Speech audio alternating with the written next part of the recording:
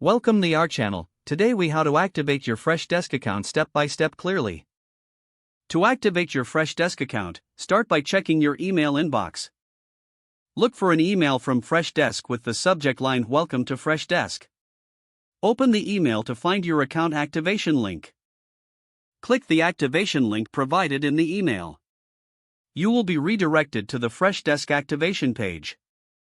Here, you will need to create a password for your account.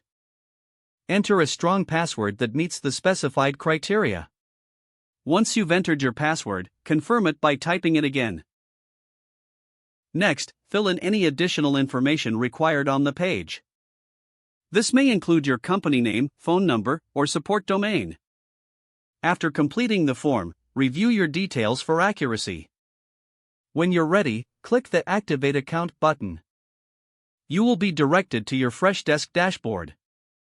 Take a moment to explore the features available to you. If prompted, complete any additional setup steps.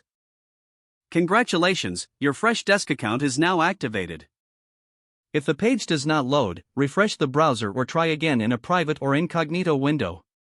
Make sure you are using the correct email address, then retype it carefully to avoid small typos. If your password is not accepted, use the reset option and create a new strong password you can remember.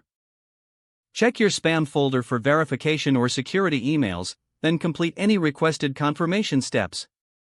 Enable two-factor authentication if available to improve account security and reduce unauthorized access risk. After signing in, review your profile details so your contact information and settings are accurate and current. If you see an error message, note it down and try again after restarting your device and internet connection. Log out when you finish, especially on shared devices, to keep your account and payment information secure. If the page does not load, refresh the browser or try again in a private or incognito window. Make sure you are using the correct email address, then retype it carefully to avoid small typos.